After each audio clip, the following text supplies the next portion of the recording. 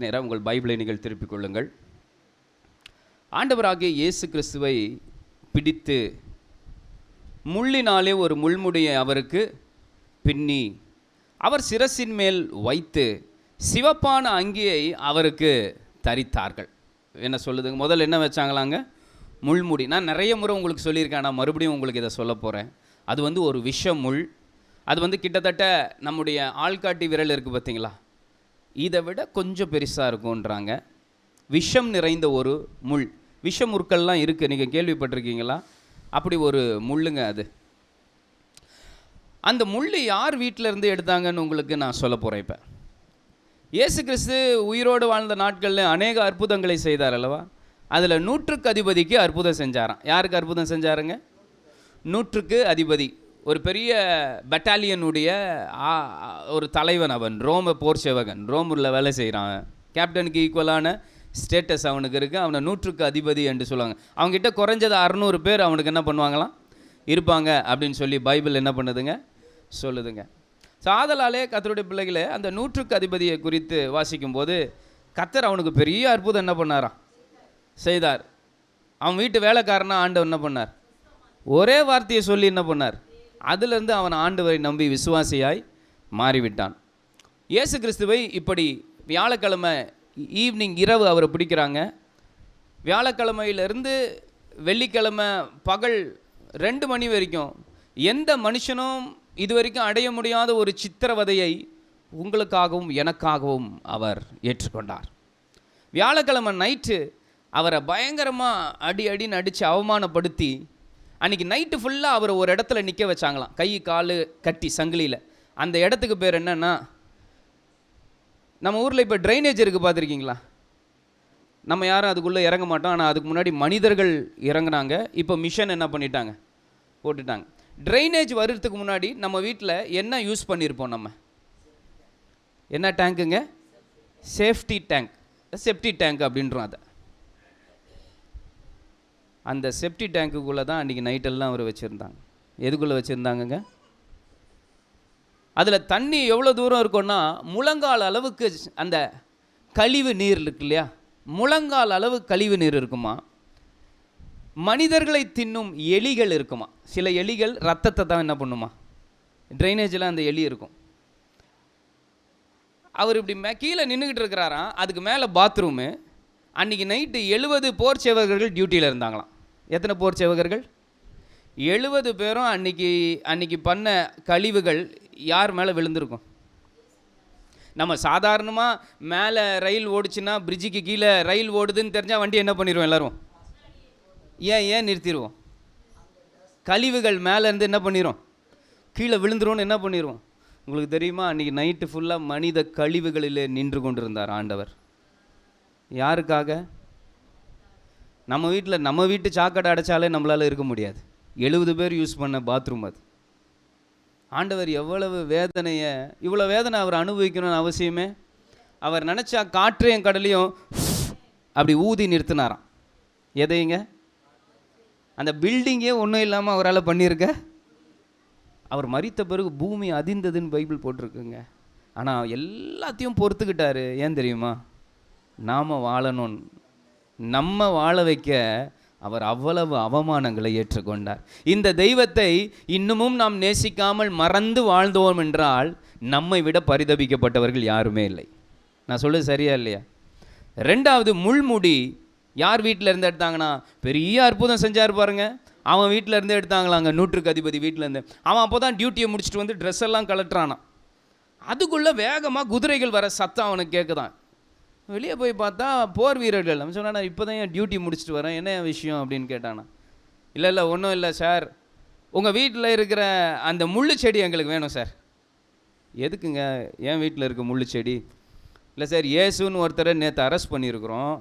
அவர் என்னமோ எல்லாரும் ராஜான்றாங்க. ராஜாவுக்கு என்ன வேணும்? கிரீடம் வேணும். அவருக்கு கிரீடத்தை நாங்கள் முள்ளுலேயே என்ன பண்ண போகிறோம். ரோமர்களுடைய ஒரு வழக்கம், யாராவது வெற்றி பெற்றாங்கன்னா ஒலிவ மர கிளைகள் இருக்குல்ல, அதில் கிரீடம் பண்ணி என்ன பண்ணுவாங்களாம், வைப்பாங்களாம். அவர் எல்லாம் ராஜான்றாங்க, நாங்கள் கிரீடம் வைக்க போகிறோம். என்ன கிரீடம்னா முள்ளு கிரீடம். அது விஷம் முள்ளாக இருக்கணும். அது மண்டையில் ஏறினோன்னா அவர் செத்துடணும். இயேசு சிலுவையில் மரிக்கிறதுக்கு முன்னாடி ரோமர்கள் அவரை சாகடிக்க நிறைய டார்ச்சர் பண்ணுறாங்க. உலகத்திலே கொடூரமான தண்டனையை கொடுக்கிறவர்கள் ரோமர்கள் தான். கொடூரமான தண்டனை யார் தான் கொடுப்பாங்க? ரோமர்கள். அதாவது எப்படிலாம் இருக்கும் அவன் தண்டனை கேட்டிங்கன்னா, இந்த நகத்தெல்லாம் பிச்சு எடுத்துருவாங்க. அடுத்து நாக்கை ஒரு குரடை போட்டு கட் பண்ணி இழுத்து நாக்கை மட்டும் உயிரோடு கட் பண்ணி என்ன பண்ணுவாங்க? அதுக்கப்புறம் ஒரு பெரிய இரும்பு கம்பி எடுத்து 2 முட்டியும் இணைச்சி வச்சு முட்டிலேயே பலார்னு அடித்து கால் எலும்பை முறிப்பாங்க. அவன் அந்த வேதனையில் என்ன பண்ணிடணும்? செத்துடணும். ஆனால் இயேசு கிறிஸ்து கடைசி சொட்டு ரத்தம் வரைக்கும் சிந்தினாதான் பலி முழுமையாகும். இதுதான் பைபிளினுடைய ரூல். அந்த ரத்தத்தின் கடைசி சொட்டு ரத்தம் வரைக்கும் என்ன பண்ணணும்? அந்த கடைசி சொட்டு ரத்தம் கூட அவர் சிந்திச்சாங்க. யாருக்கு சிந்திச்சுன்னா, அவர் செத்துட்டாரா இல்லையான்னு பார்க்க இயேசுவின் கால் எலும்பு மட்டும் முறிக்கப்படவில்லை. பைபிளில் போட்டிருக்கு நீதிமானுடைய எலும்பு. ஏன்னா அவங்க முறிக்கிறதுக்கு முன்னாடியே செத்துட்டாங்க. உடனே அவன் சொல்கிறான், அவன் செத்துட்டாருப்பா, முறிக்காத. இல்லை என்ன ஒரு முறை செக் பண்ணி ஈட்டி எடுத்து இங்கே கொடுத்து அப்படின்னாரான். எங்க விழாவில் கொடுத்தான். அவன் ரைட் சைடில் கொடுத்துறானா. இயேசுனுடைய சரீரத்தை போஸ்ட்மார்ட்டம் பண்ணிட்டு தான் கொடுத்தாங்க ரோமர்கள். ஓங்கி ஈட்டியை குத்தின உடனே அந்த ரைட் சைடில் அப்படியே ஏறி இருதயம் எங்கே இருக்குது? சில ரைட் சைடில் பிடிச்சிக்கிட்டு நெஞ்சு வலிக்குதுன்னுமா. அவ்வளவும் போய் எங்கே இருக்குது இருதயம்? லெஃப்ட் சைடில். குத்தில் அந்த ஈட்டி போய் நேராக அவருடைய இருதயத்தை குத்தி இருதயம் பொளந்து அப்படி நின்றுச்சான். அப்படி உள்ளே போகும்போது அந்த கடைசி சொட்டு ரத்தம் பித்தப்பையில் இருக்குமா. அந்த ரத்தம் ஒரு மனுஷனுடைய கடைசி ரத்தம் உடம்புல எத்தனை சதவீதம் ரத்தம் இருக்குது நமக்கு? 40% ரத்தம், 60% தண்ணி. இது ரெண்டும் சேர்ந்துருக்கு. அந்த கடைசி சொட்டு ரத்தம் அவனை குத்தினவனுடைய கண்களிலே விழுந்ததாம். அவனுக்கு பிறவிலிருந்தே சொல்கிறாங்க சரித்திரம், ஒரு கண்ணு குருடாக இருந்ததான். அந்த ஒரு சொட்டு ரத்தம் கரெக்டாக அவன் கண்ணில் என்ன பண்ணுதான், அவனுக்காக அந்த கடைசி சொட்டு ரத்தத்தை கத்தர் பிடிச்சி வச்சுருந்தாரான். அவனுக்கு கண்ணு தெரிஞ்சிருச்சான். அப்போ அவன் சொல்லுவான், இவர் மெய்யாகவே தேவனுடைய குமாரன் என்று நான் காண்கிறேன்.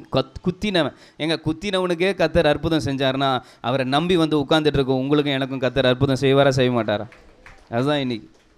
அப்போ அந்த முள்முடியை கேட்ட உடனே இவன் அழுகிறான், ஐயோ தயவுசெய்து வேண்டாம் நான் தரமாட்டேன் அப்படின்னு. ஆனால் இவனால் மறுக்க முடியல. இவனும் அந்த போர் இதில் தான் என்ன பண்ணுறான், பெட்டாலியனில் அந்த முள்முடியை வாங்கிட்டு போன உடனே அவன் தேம்பி அழுதானா. அவன் வீட்டில் இருக்கணும் கேட்டான், ஏன் முள்ளு தானே எடுத்துகிட்டு போனாங்க, இதுக்கு ஏன் அழுகுற? இல்லை, இந்த இயேசு நம்ம வாழ்க்கையில் எவ்வளோ அற்புதம் செய்தார். அநேக முறை ஏசப்பா நம்ம வீட்டு வழியாக வரும்போது என்னைய பார்த்து சொன்னார், அழகா தோட்டம்லாம் வச்சிருக்கிற நூற்றுக்கு அதிபதி, அந்த முள் நல்லா இல்லையப்பா முள்ளு செடி, நான் அந்த முள்ளு செடியை எடுத்து போட்டுறேன்னு வரான். இவர் என்ன பண்ணுவாரான், எடுத்து போட்டுறான் ஐயான்னு சின்சியராக சொல்லிட்டு வேலையின் நிமித்தமாய் மறந்துடுவாரான். நிறைய முறை ஏசப்பா சொன்னாராம், முள்ளு எடுத்துருப்பான்னு. எடுக்கவே இல்லையா, மறந்துட்டார். கடைசியில் அவர் வீட்டு முள்ளு தான் யார் தலையில் ஏறிச்சு? முதல் வசனத்தில் அப்படி தானே போட்டு முள்முடி. இன்றைக்கி நம்மளை பார்த்து ஆண்டவர் நிறைய முறை பேசிக்கிட்டே இருக்கிறார், மகனே மகளே என்னிடத்தில் திரும்பி வா, இது வேண்டாம், இதை செய்யாத, இதை எடுத்துரு, இது தப்புன்னு உனக்கே தெரிஞ்சோன்னு என்ன பண்ணிக்கிட்டு இருக்கிற, செஞ்சுக்கிட்டே இருக்கிற. நம்ம ஒவ்வொரு முறை தப்பு செய்யும் போது அந்த தப்பு அவருடைய சிரசில் முள்ளாக போய் உட்காருதுங்க. போஸ்ட்மார்ட்டத்தில் இன்னொரு ரிப்போர்ட் சொல்லுது, இயேசு கிறிஸ்துவின் இருதயம் பிளக்கப்பட்டது மாத்திரமில்லை, அவருடைய கண்களில் ஒரு கண் கிழிஞ்சு இருந்ததான். எப்படி இருந்ததான்? கண் என்ன பண்ணிடுச்சா? நம்ம சர்ச்சுக்கு முதல் ஒருத்தர் வருவார், ஜானகி ராமன்னுவாங்க. அவர் இப்போ வருதில்லை. அவர் தங்கச்சி பையன். அப்போ அவங்களும் வந்திருந்தாங்க. அவங்களுக்கு தான் ஃபஸ்ட்டு நான் ஞானஸ்தானம் கொடுத்தேன். அவங்க நம்ம சபை ஆரம்பிச்சு ஃபஸ்ட்டு ஞானஸ்தானம் அவங்களுக்கு தான் கொடுத்தேன். நான் மறக்கவே முடியாது. அவங்க பையன் அரி அவன் பேர். அப்போ அவன் கவனிங்க 2ஆம் வகுப்பு படித்து கொண்டிருக்கிறான். திடீர்னு ஒரு நாள் நைட்டு எனக்கு ஒரு ஃபோன் வருது, பாஸ்டர் சீக்கிரம் வாங்க பாஸ்டர், ஒரு காரியம் ஆயிடுச்சு. கண்ணாம்பூச்சி விளையாடிக்கிட்டு இருக்காங்க. அந்த பையன் கட்டிலுக்கு அடியில் போய் ஒளிஞ்சிருக்கிறான். கட்டிலுக்கு அடியில் சில சமயம் ஆணிகள் இருக்கும், பார்த்துருக்குங்களா? அவன் போன வேகத்தில் திரும்பி வரும்போது படுத்துக்கிட்டே வந்திருக்கிறான். அந்த ஆணி அவன் கண்களை கிழித்து விட்டது. சின்ன பையன், 2 வயசு பையன். கண்ணு ஃபுல்லாக ப்ளீட் ஆகிடுச்சு. கண்ணே தெரியாதுன்ற சூழ்நிலைக்கு வந்துச்சு. ஆணி கண்ணை கிழிச்சா என்ன அவன் இமேஜின் பண்ணி பாருங்க. அவ்வளோ கண்ணே தெரியாதுன்ற ஒரு நிலைமைக்கு வந்துட்டாங்க. ஆலயத்தை கூப்பிட்டு வந்தாங்க. அவர்களுக்காக நாங்கள் எல்லாரும் ஜெபித்தோம். அந்த பிள்ளைக்கு ஆண்டவர் அந்த கண் எந்த சேதமும் இல்லாமல் மறுபடியும் சுகத்தை கொடுத்தார். பல வருடங்களாவது இது நடந்து. அல்லேலூயா. இயேசு கிறிஸ்து முள்ளை தலையில் வச்சுட்டாங்களாங்க. இப்போ அது சரியாக உட்கார்லையாம். தலையில் என்ன பண்ணலையாம்? அப்போது ஒரு போர் வீரன் 2 கையில் 2 கட்டை எடுத்து இங்கே ஒரு அடி, இங்கே ஒரு அடி, இங்கே ஒரு அடி, இங்கே ஒரு அடி, 4 அடித்த உடனே அது அப்படி என்ன பண்ணுச்சான், அவன் அப்படி அடிக்கும்போது இந்த பக்கத்தில் இருக்கிற ஒரு கண்ணில் அந்த முள் கண்ணின் மேல் ரப்பை வழியாய் போய் உள்ளே போய் கண்ணை கிழித்ததாம். இப்போ இயேசு கிறிஸ்துக்கு ஒரு கண் என்னவா இருந்ததான் அப்போ கிழிந்து. இதெல்லாம் உங்களுக்கு எப்படி தெரியும் பாஸ்டர்னா, ஒவ்வொரு முறையும் ரோமர்கள் சிலுவையில் அதாவது ரோமர்கள் இஸ்ரவேல் தேசத்தை பிடிக்கும்போது ஆயிரக்கணக்கானவரை பிடிச்சி சிலுவையில் அரைஞ்சு தான் அந்த தேசத்தையே பிடிச்சாங்களாம். இப்போ இது சிலுவை மரணம் என்பது ஏற்கனவே இருக்குது. ஆனால் ஆண்டவர் கொடுத்த சிலுவைன்றது வந்து இருக்கிறதுல கொடூரமான சிலுவையை அவர்களுக்கு என்ன பண்ணாங்களாம். கவனிங்க, எல்லாரும் கவனிங்க. இப்போ கண்ணை கிழிச்சிருச்சான். அதுக்கு தான் அவன் அழுகுறான், ஐயோ எனக்கு அற்புதம் செய்த என் ஆண்டவராகிய இயேசுவினுடைய கண்ணை கிழிச்சது என் வீட்டில் வளர்ந்த. நம்ம ஊரில் ஒரு பழமொழி சொல்லுவாங்கள்ல, என்ன சொல்லுவாங்க, வேலியே என்ன பண்ணிடுச்சான், வேலி என்ன பண்ணிடுச்சான். ஆமாங்க, சில சமயம் ஆண்டவர் நமக்கு அவ்வளோ அற்புதம் செய்கிறாரு. எவ்வளோ வேதனைப்பட்டிருப்பார். இமேஜின் 6 மணி நேரம் தண்ணியே இல்லாமல் இருக்கிறார். எத்தனை மணி நேரம் எனக்கு தெரிஞ்சு நைட்லேருந்தே அவருக்கு என்ன கொடுத்துருக்க மாட்டாங்க. தண்ணி கேட்டால் காடியை எடுத்துகிட்டு வந்து ஒருத்தன் கொடுக்குறான். இந்த காடினா என்னென்னா கசப்பு, 2வது காடினா என்னென்னா போதை. பெரிய பெரிய பணக்கார பெண்மணிகள் இப்படி பாடுபடுறவங்களுக்காக அதை வாங்கி எடுத்துகிட்டு வருவாங்களாம். இந்த போதையை உள்ளே போட்டுக்கிட்டால் வழி தெரியாதான். போதையை உள்ளே போட்டால் என்ன தெரியாது, வழி தெரியாது, நாத்தம் கூட தெரியாது. ஒரு நாள் மார்ச்சரியில் வேலை செய்கிற ஒருத்தர் சொல்லுவார், சார் நாங்கள்லாம் குடித்தா தான் சார் என்ன பண்ண முடியும், அந்த பிணம் நாத்தத்தில் எங்களால் எப்படி நிற்க முடியும் அப்படின்னு வர அவர். கவனிங்க, ஆண்டவருக்கு அடுத்து சிவப்பு அங்கியை போட்டாங்களாம். போட்டிருக்கு 2ஆம் வசனம் இல்லையா, சிவப்பு. சிவப்பு அங்கினா என்ன அர்த்தம் தெரியுமாங்க? அந்த நாட்களில் ஒரு ஆண் விபச்சாரம் செய்து கையும் களவுமா பிடிக்கப்பட்டால் தண்டனை கொடுக்கும்போது அவனுக்கு என்ன கலர் அங்கியை போட்டு விடுவாங்களாம். அந்த பிக்சர் ரொம்ப அழகாக இருக்கும் தம்பி, எடுத்து போட்டிங்கன்னா முள்முடியை போட்டுட்டு சிவப்பு அங்கியை போட்டு அப்படியே அமைதியாக நிற்கிறாருங்க அவர். இயேசு விபச்சாரம் செய்யவில்லை, விபச்சாரம் செய்த ஒரு ஸ்திரீயே மன்னித்து என்ன பண்ணார், ஏற்றுக்கொண்டார். ஆனால் அன்றைக்கி இயேசுக்கு இன்னொரு கேஸ் என்னன்னா, அவர் மேலே இவர் விபச்சாரம் பண்ணி கையும் கழுவுமா என்ன பண்ணாராம், பிடிக்கப்பட்டார். நாம் செய்த கொடூரமான பாவங்களுக்காக அந்த நியாயாசனத்துக்கு முன்னாடி ஆண்டவர் போய் என்ன பண்ணுறாருங்க, நிற்கிறார். அல்லேலூயா. நான் ஒரு நாள் பெங்களூரில் எனக்கு ஒரு ஊழியம் முடிச்சுட்டு நான் திரும்பி சென்னை வரணும். ரொம்ப வருஷத்துக்கு முன்னாடி சனிக்கிழமை நடக்குது. ஞாயிற்றுக்கிழமை மோஸ்ட்லி நம்ம சர்ச்சை விட்டு எங்கேயும் போக மாட்டேன் நான், அதனால் வந்துடுவேன். எனக்கு ட்ரெயின் புக் பண்ணியிருந்தாங்க, அது வெயிட்டிங் லிஸ்ட்டில் இருந்தது. கடைசி வரையும் அது கிளியரு ஆகல. நான் சொன்னேன், நான் எப்படியாவது நான் போய் ஆகணுங்க, நான் சர்வீஸ் என்ன பண்ணக்கூடாது. அவங்க சொன்னாங்க, இங்கே இருங்க பாஸ்டர், எங்கள் சர்ச்சில் நாளைக்கு சர்வீஸில் பேசுங்க. இல்லை நான் போகிறேன், என்னை விட்டுருங்க. உடனே வேறு வழியே இல்லை. அப்போ அங்கே ஒரு பிரதர் இருந்தார். சொன்னார், பாஸ்டர் நான் உங்களுக்கு ஃப்ளைட்டில் டிக்கெட் போடுறேன், நீங்கள் போயிடலாம், ஒன்றும் கவலைப்படாதீங்க அப்படின்னார். அப்போ அவர் ரயில்வேயில் வேலை செய்கிறார் பெங்களூரில். அவர் என்ன காரில் கொண்டு வந்தாருங்க. இன்னும் கொஞ்சம் நேரத்தில் நாங்கள் ஏர்போர்ட்டுக்குள்ளே போகிறோம். ஒரு சின்ன ஸ்பீட் பிரேக் ஸ்லோ பண்ணிவிட்டு, பாஸ்டர் இந்த இடத்த மறக்கவே முடியாது பாஸ்டர். என்னங்க, போன வாரம் என் பையன் வண்டி ஓட்டுறான், நான் உட்காந்துக்கிட்டு இருக்கேன், என்னை ஏர்போர்ட்டில் கொண்டு போய் விடுறதுக்காக வண்டி ஓட்டுறான். வண்டி ஓட்டும் போது ஒரு முதியவர் வயசானவர் குறுக்க வந்துட்டார், இடிச்சிட்டான்.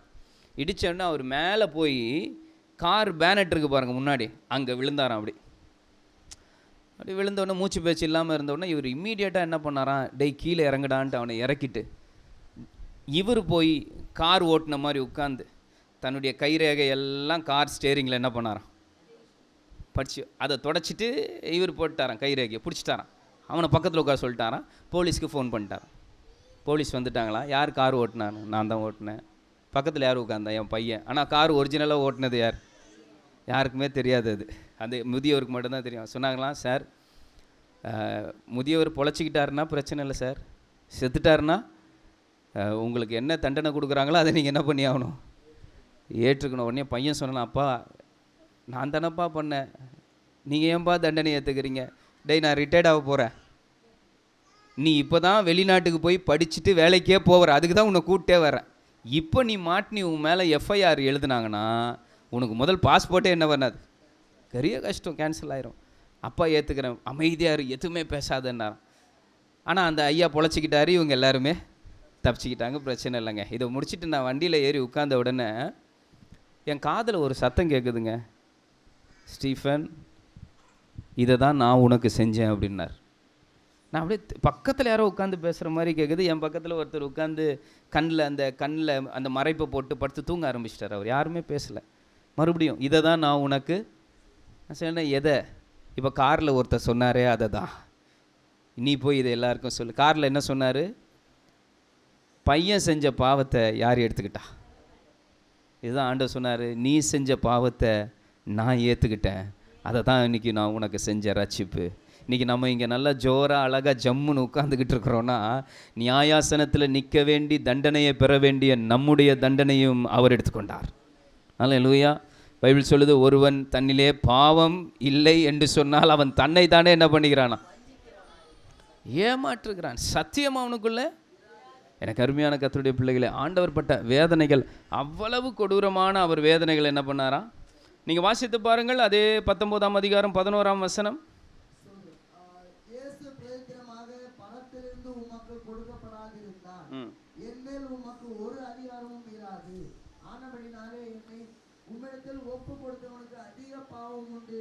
இயேசு சொல்கிறாரு பிலாத்துவை பார்த்து, அங்கே இருக்கிற அதிகாரிகள்லாம் பார்த்து, நீங்கள் என்ன பிடிக்கல, நீங்கள் என்ன சாகடிக்க போகிறதில்ல, என்ன நானே என் ஜனங்களுக்காக ஒப்பு கொடுத்தேன். இல்லைன்னா என்னை நீங்கள் என்ன பண்ணவே முடியாது.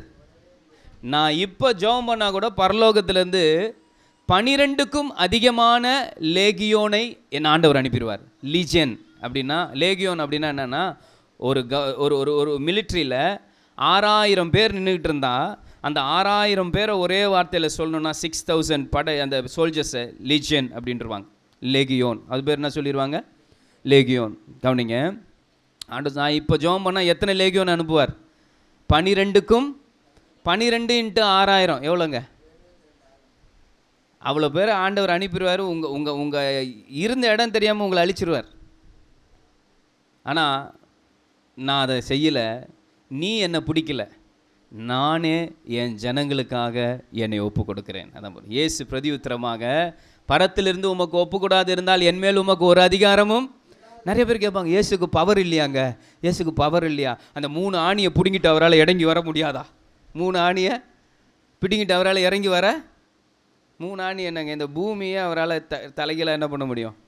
ஆனால் அவர் ஏன் அவ்வளோ அமைதியாக இருந்தார்னா, நம்முடைய தண்டனைகளை, பாவங்களை, மீறுதல்களை அவர் ஏற்றுக்கொண்டு நம்மை நீதிமானாய் மாற்ற அவர் பாவியில் ஒருவராக எண்ணப்பட்டார். அல்லேலூயா. 2 பாவிக்கு நடுவில் அவர் என்ன பண்ணுறாங்க? எனக்கு அருமையானவர்களே, ஒன்று நீங்கள் மறந்துவிடக்கூடாது. இந்த 40 நாள் மட்டும், இந்த குட் ஃப்ரைடே என்று சொல்லுகிற இந்த நாள் மட்டும் நாம் இப்படி ஆண்டவருடைய பாடுகளை தியானித்தால் அது தவறு. ஒவ்வொரு நாளும் அவர் உங்களுக்காகப்பட்ட அந்த சிலுவை தியானத்தை நீங்கள் தியானிக்க வேண்டும். அந்த சிலுவையை நோக்கி நீங்கள் பார்க்க வேண்டும். அப்போ தான் ஆண்டவர் உங்களை எவ்வளவு நேசித்திருக்கிறார் என்பதை. அதே போல் ஆண்டவருடைய பிள்ளைகள், தயவுசெய்து எனக்கு யாருமே இல்லைன்னு என்ன பண்ணாதீங்க. கடைசி சொட்டு ரத்தம் வரைக்கும் சிந்தி மீட்ட ஒரு ஆண்டவர் உங்களுக்காக இருக்கிறார்.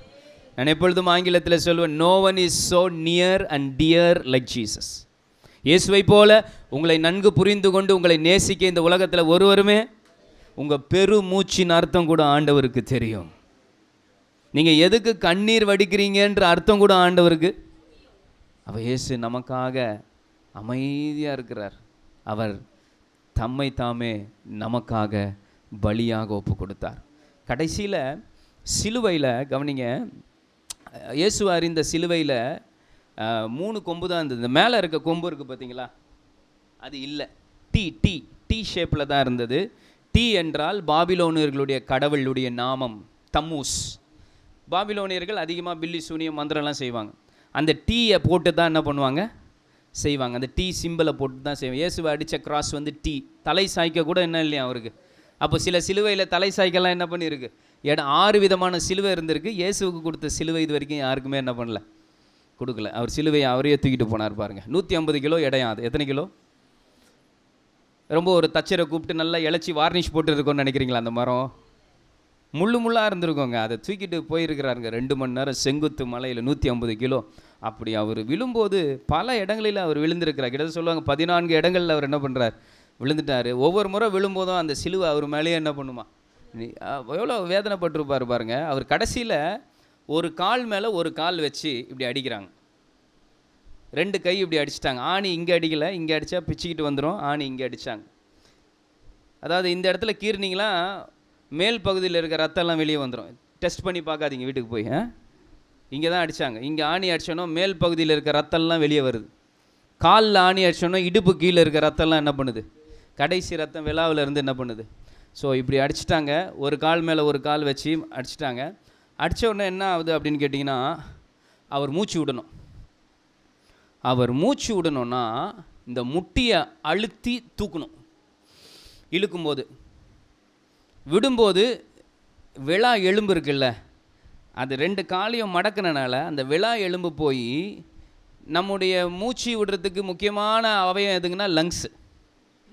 அந்த லங்ஸை போய் விழா எலும்பு 2 பக்கமும் இப்படி என்ன பண்ணுமா, குத்துமா. இதெல்லாம் அவருடைய போஸ்ட்மார்ட்டம் பண்ண டாக்டர்ஸ் என்ன பண்ணுறாங்க, அப்படி மூச்சை இழுத்துட்டு அப்படி விடும்போது லங்ஸை போய் எலும்பு குத்துமா. அவர் ரொம்ப வேதனைப்பட்டிருக்கிறார். கடைசியில் சிலுவையில் அவர் ஜீவனை விடும்போது அவரால் மூச்சு விட கூட என்ன பண்ண முடியலையா. இன்றைக்கி நீங்களும் நானும் ரொம்ப அழகாக மூச்சு என்ன பண்ணிக்கிட்டு இருக்கோம். இது யாருன்னா தேவன் தியாகமாய் கொடுத்த ஜீவ சுவாச காற்று. அன்றைக்கி ஆதாமுக்குள்ளே ஊதுனாரே சுவாசத்தை, அது இன்றைக்கி இயேசு சிலுவையில் கொடுத்த சுவாசம். நீங்கள் சுவாசிக்கிறீங்க பாருங்கள், இது கூட யார் கொடுத்தது? அதான் பவுல் சொல்கிறார், நான் இருப்பது அசைவது சுவாசிப்பது எல்லாம் ஆண்டவர் என்ன பண்ணுறார். யோசிச்சு பாருங்களேன், எல்லோரும் மூச்சு இல்லைங்க மேலே கப்புன்னு ஆண்டவர் பிடிச்சிட்டாருன்னா என்ன ஆகும்? இன்றைக்கி அவ்வளோ கலாட்டா. நான் யார் தெரியுமா? இல்லைங்க, மூச்சு இழுத்து அப்படியே மேலே கப்புன்னு இப்படி பிடிச்சாருன்னா என்ன ஆகும் சொல்லுங்களேன்? அவ்வளோதான். ஆனால் நீங்கள் ஒவ்வொரு முறையும் சுவாசிக்கும் போது ஆண்டவருடைய நாமம் யா வே, ஒவ்வொரு முறை நம்ம ஒரு மெசேஜ் கொடுத்த ஞாபகம் உங்களுக்கு. இப்போ உங்கள் மூச்சு கூட யார் கொடுத்தது உங்களுக்கு? அப்போ நீங்கள் ஆண்டவரை மறக்கவே கூடாது. அவர் தான் பெரிய தியாகம் நமக்கு என்ன பண்ணிருக்கார். ஆண்டவருக்காக நான் தியாகம் செய்தேன்னு யாருமே சொல்லவே முடியாது. நமக்காக முள்முடி, நமக்காக சிவப்பம்பி, நமக்காக கசையடிகள் 39 அடி அடித்தாங்களா? எத்தனை அடிங்க? யூதர்களுடைய அந்த பிரமாணம் 39 அடி. ஒரு டாக்டர் சொல்கிறாரு 39 கிளாசிஃபிகேஷன்ஸ் ஆஃப் சிக்னஸ், 39 விதமான வியாதி இருக்கான். அப்போ நம்ம எல்லா வியாதிக்கும் ஒவ்வொரு அடி அவர் என்ன பண்ணியிருக்கிறார். இந்த உலகத்திலே பலமான ஒரு ஆளை கூப்பிட்டு வந்து அந்த அந்த கயிறில் அடிச்சிங்கன்னா அந்த சவுக்கில் 3 அடியில் செத்துருவானா. 39 அடியை முழுசும் வாங்கினது யாருன்னா நம்முடைய ஆண்டவர் மட்டும்தான். அவ்வளவு வேதனைகளை. அது மாத்திரம் இல்லைங்க, பாருங்கள் இங்கே அவர் இடுப்பில் ஒரு சின்ன துணி கட்டியிருக்காங்க. ஆக்சுவலாக அந்த துணி கூட இல்லைன்னு தான் சொல்கிறாங்க. நிர்வாணமாய் 33 வயசு, ப்ரைம் யங் ஏஜ், யூத்து. நம்ம ஒரு கிழிஞ்ச ஆடையை போட்டு சர்ச்சுக்கு வருவோமா? அப்படியே மலை உச்சிலங்க, கீழே இருந்து பார்த்தா எல்லாருக்கும் தெரியும். அவ்வளவு அவமானம், அவ்வளவு வேதனை. இன்றைக்கி நம்ம நல்லா உடுத்தி இருக்கணும்னா அன்றைக்கி ஆண்டவர் நிர்வாணமாய் மாறினார். யாருக்காக? இதெல்லாம் செஞ்சது யாருக்காக? நமக்காக. அவர் செஞ்சதில் 1% கூட நம்ம அவருக்கு திரும்பி செய்ய முடியாது. அவர் நம்மகிட்டேருந்து எதிர்பார்க்குறது ஒன்றே ஒன்று தான். பேதுருவை பார்த்து கேட்டார், என்னை நேசிக்கின்றாயா? இந்த கேள்வியை தான் நான் இன்றைக்கி உங்களை பார்த்து கேட்குறேன். இவ்வளவு தியாகம் பண்ண ஒரு தேவனை நீங்கள் உண்மையாய் நேசிக்க முடியுமா? உண்மையாய் நேசிக்க ஒரு இடத்துல ஆண்டவர் கேட்குறார், மல்கியா என்ற தீர்க்கதரிசன புஸ்தகத்தில், நான் உங்கள் தகப்பன் என்றால் எனக்கு கொடுக்கும் கணம் எங்கே? என்னைய தகப்பன் தகப்பன் சொல்கிறீங்களே, எனக்கு என்ன கொடுக்க மாட்டீங்க? நான் உங்கள் எஜமான் என்றால் எனக்கு கொடுக்கும் பயம் எங்கே? மரியாதை எங்கே? கணம் எங்கே? எனக்கு அருமையான கர்த்தருடைய பிள்ளைகளே, இந்த அருமையான காலை வேளையில் ஆண்டவருடைய பாடுகளை சற்று நினைத்து பாருங்கள். நம் இடத்தை அவர் எடுத்துக்கொண்டார். ஆண்டவர் மாத்திரம் நமக்கு துணையாக இல்லைன்னா நான் சொல்லுவேங்க, இன்றைக்கி நான் இங்கே உயிரோடு உங்கள் முன்னாடி இருக்கவே வாய்ப்பே இல்லைங்க. ஆண்டவர் கூட இருந்தனால தான், ஆண்டவர் நமக்காக பலியாய் மரித்ததுனால தான் இன்றைக்கி நீங்களும் நானும் ஜீவனோடு இருக்கிறோம். அதை மறந்து விடாமல் அந்த தேவனை காலமெல்லாம் ஆராதியுங்கள். எல்லோரும் அப்படி எழுந்து நின்று